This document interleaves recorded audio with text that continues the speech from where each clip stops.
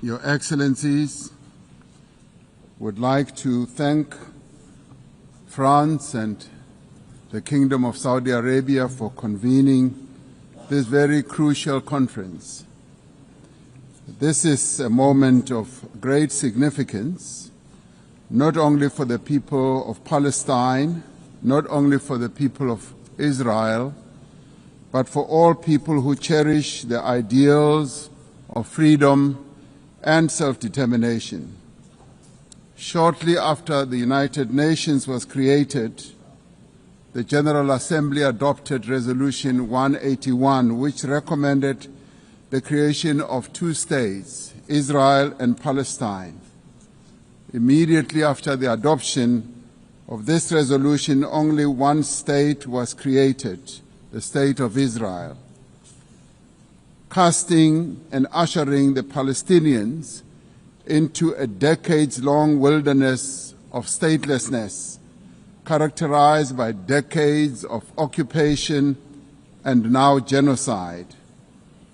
I'd like to congratulate the President of France, President Macron, for today announcing a very bold decision to support the long overdue creation and the recognition of the sovereign state of Palestine. President Macron, I stand here to congratulate you and to congratulate others who have taken this step. South Africa reiterates its firm commitment to the creation of a contiguous Palestinian state existing peacefully side by side with the State of Israel along the 1967 borders with East Jerusalem as its capital.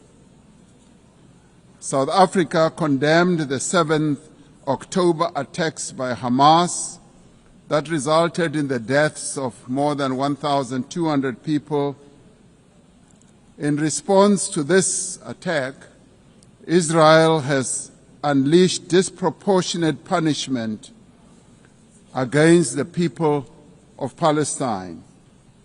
And we say here today that the only solution to this conflict is a two-state solution. The viability of a two-state solution depends on full and universal respect for international law. All states, including the State of Israel, must comply with the collective obligations under international law. As the UN marks the 80th anniversary, we call on all member states to recognize Palestine and to act in solidarity with its people. To restore the prospects of a two-state solution, we call, firstly, for global recognition of Palestine and its sovereignty and territorial integrity. Secondly, the immediate ceasefire and an end to the genocide and the release of hostages by Hamas and prisoners by Israel. Thirdly, the full respect for international law, including the respect for UN resolutions and opinions and the decisions of the International Court of Justice. Fourthly, the removal of obstacles to the two-state solution, including a halt to illegal settlements and removal of the separation wall. Lastly, the restoration of the humanitarian aid and reconstruction of Gaza. This is a conflict that has gone on for almost as long as the United Nations has existed. And we say that as the international community, this conflict must end now, and we as the international community must act now also in unison. We must now work together to achieve a just and peaceful and lasting solution. I would like to welcome the demonstrable groundswell of support for the establishment of the much-awaited state of Palestine by 142 nations. I thank His Excellency, the President of South Africa. I would like to commend President Emmanuel Macron and Prime Minister Mohammed bin Salman for leading this important process and event. The question of Palestine arose when the General Assembly adopted the so-called Partition Plan 78 years ago. The session in which it was approved was chaired by Brazilian Osvaldo Aranha. On that occasion, the two-state perspective was born, but only one materialized. The conflict between Israel and Palestine is the paramount symbol of the obstacles faced by multilateralism.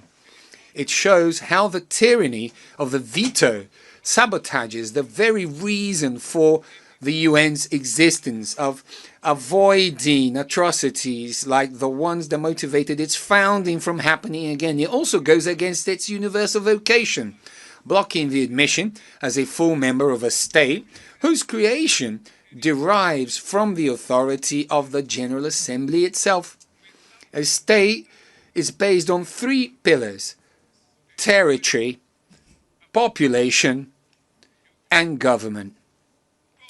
All have been systematically undermined in the Palestinian case. How can we talk about territory in the face of an illegal occupation that grows with each new settlement? How do you keep a population in the face of the ethnic cleansing we are witnessing in real time? And how do you build a government without empowering the Palestinian Authority? As the Commission of Inquiry on the Occupied Palestinian Territories pointed out, there is no more appropriate word to describe what is happening in Gaza than genocide. Therefore, Brazil decided to become a party to the case submitted by South Africa to the International Court of Justice. The terrorist acts committed by Hamas are unacceptable. Brazil was emphatic in condemning them. But the right to defense does not authorize the indiscriminate killing of civilians. Nothing justifies taking the lives or mutilating more than 50,000 children. Nothing justifies destroying 90% of Palestinian homes. Nothing justifies using hunger as a weapon of war, nor targeting starving people seeking help.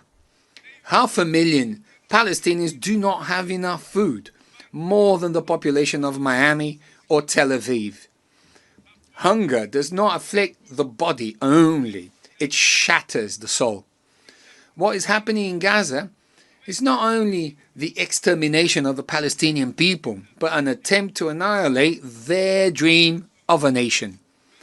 Both Israel and Palestine have the right to exist. Working to achieve a Palestinian state means correcting an asymmetry that compromises dialogue and obstructs peace. We salute the countries that recognize Palestine, as Brazil did in 2010. We are already the vast majority of the 193 members of the UN. Brazil commits to strengthening controls on imports from illegal settlements in the West Bank and maintaining a suspension of exports of defense materials, including dual-use materials that could be used in crimes against humanity and genocide. Given the Security Council's failure to act, the General Assembly must exercise its responsibility.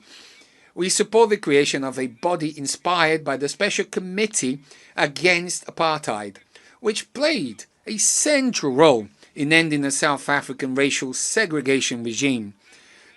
Do you want to watch more videos like this one?